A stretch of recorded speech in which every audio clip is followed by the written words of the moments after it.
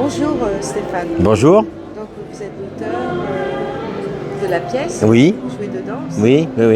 Et je voulais savoir comment est née l'idée de 1100 jours. Alors, l'idée de 1100 jours, c'est une histoire de camaraderie en fait, puisqu'en fait, je suis l'auteur de la pièce, mais je suis et le metteur en scène, mais en fait, c'est inspiré d'une histoire vraie. Il se trouve qu'il y a quelques années, un autre millénaire, même en 90, j'étais en cours de théâtre chez Jean-Laurent Cochet avec Régis Rommel, et qu'il lui est arrivé cette histoire incroyable. Et quand il me l'a raconté, j'ai dit mais c'est incroyable, il faut qu'on fasse quelque chose avec ça.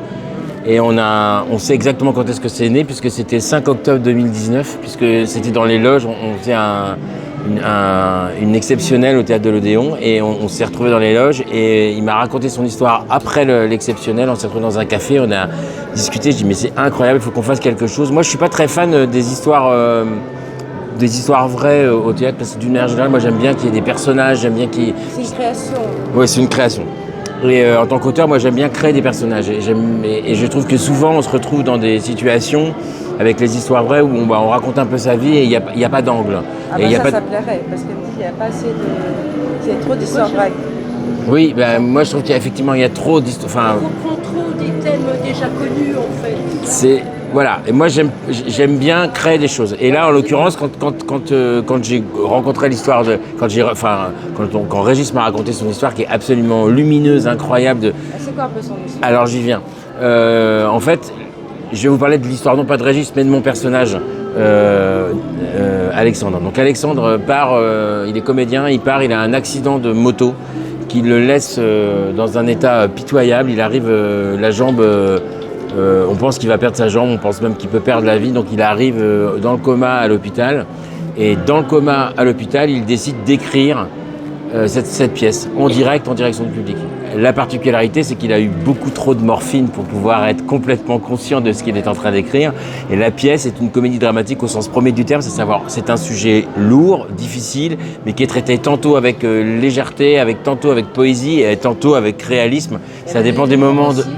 Il y a de l'humour aussi. Il y a énormément d'humour. Quand je parle de décalé, c'est qu'effectivement c'est extrêmement décalé. C'est vraiment une comédie dramatique au sens premier du terme. C'est cette légèreté, ce décalage, cet humour qui est dû en partie à la morphine, à la morphine qui est injectée dans le personnage principal. On est 4 sur le plateau, 4 et demi ou plutôt 5, puisque en fait il parle aussi à une salade et donc qui a Bat la Batavia qui est sur scène avec nous. Ça c'est encore le produit de la morphine.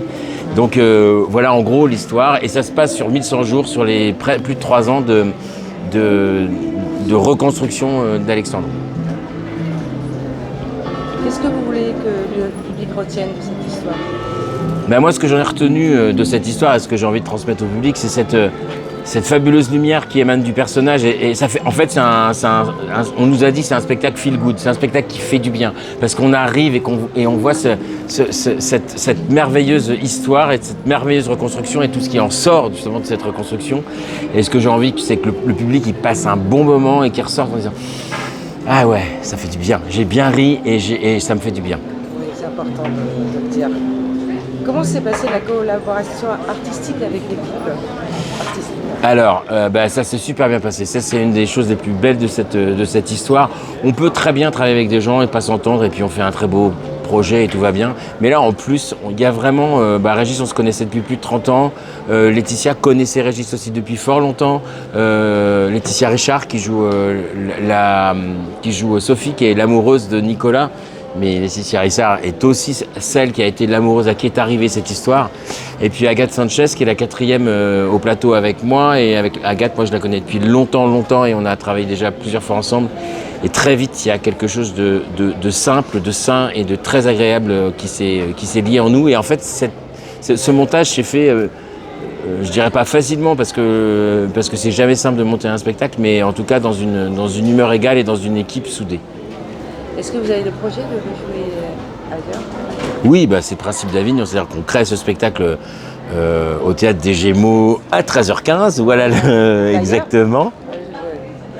On le crée au Théâtre des Gémeaux et on fait ce premier festival d'Avignon pour la création. Mais l'objectif, évidemment, c'est de le tourner, de jouer un peu partout, de le reprendre. Mais ça, il est encore un peu tôt pour savoir, c'est le public qui va nous dire s'il a envie qu'on continue à jouer ce spectacle. Merci beaucoup. Merci beaucoup.